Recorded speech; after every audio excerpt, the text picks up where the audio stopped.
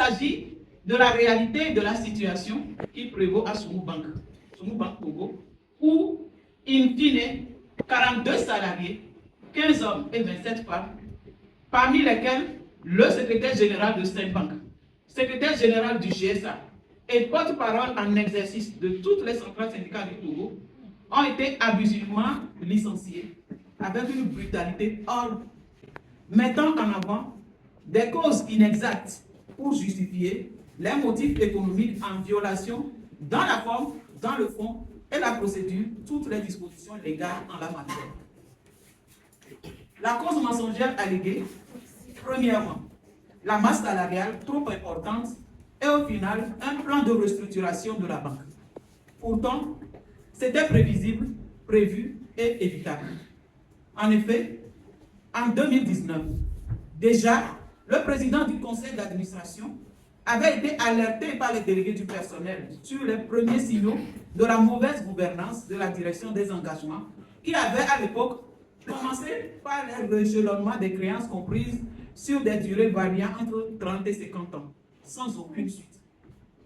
Le 11 septembre 2023, les représentants du personnel de Sumuk Bank Togo se sont retrouvés dans l'obligation d'alerter à nouveau le président du conseil d'administration pour lui exprimer leur inquiétude sur le risque encouru par leurs emplois. Le président du conseil d'administration a qualifié cette démarche d'irresponsable et a rassuré qu'aucun emploi n'est et ne sera menacé. Contre toute attente, 12 mois plus tard, le 20 septembre 2024, le conseil d'administration prend la décision de licenciement pour motif économique basé sur la masse salariale exclusivement. À l'annonce du licenciement pour motif économique et en lien avec la masse salariale et les effectifs, les délégués du personnel ont demandé les documents nécessaires pour faire des suggestions et proposer, mais l'employeur leur a opposé un refus catégorique.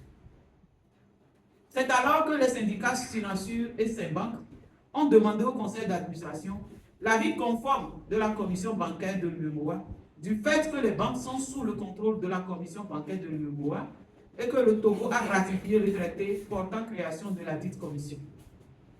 Les syndicats lui ont aussi opposé conformément à l'annexe de la convention portant création de la commission bancaire.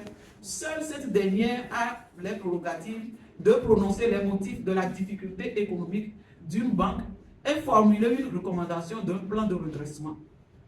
Se saisissant de ce contentieux, le gouvernement avait demandé la suspension du processus et avait fait appel à la commission bancaire de l'UEMOA. Les conclusions de l'audit de la commission bancaire de l'UEMOA prescrivent que la masse salariale n'est pas la source des difficultés de Sumuk Bank Togo, mais plutôt ce sont des problèmes de gouvernance, des crédits accordés sans respecter la déontologie bancaire.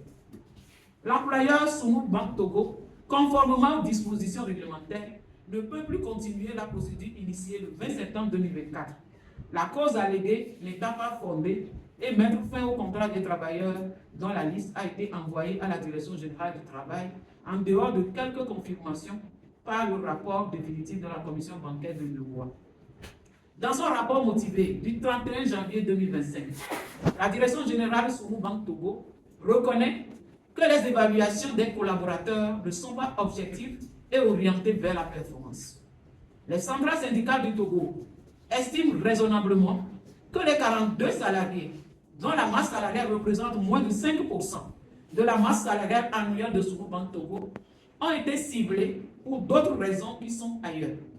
Il s'agit alors d'une décision discriminatoire motivée par le genre pour les 27 femmes et le mandat syndical qu'exercent les travailleurs protégés, ce qui est une violation des dispositions des articles 39 et 40 du Code du travail du Togo.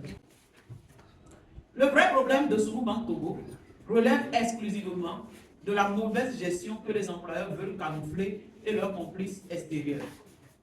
Les centrales syndicales du Togo, à l'unanimité, s'indignent de ce licenciement abusif et discriminatoire des travailleurs de Sumuk Bank Togo et dénoncent le fait que ce sont les travailleurs qui, en définitive, payent le prix d'une mauvaise gestion dont ils ne sont pas responsables. Ainsi, les centrales syndicales du Togo exigent le retour sans condition des 42 employés de Sumuk Bank Togo et sont prêts va user de toutes les voies de recours légales pour que les droits des travailleurs victimes soient respectés. Fait à Lomé, le 11 octobre 2025, les centrales syndicales du Togo.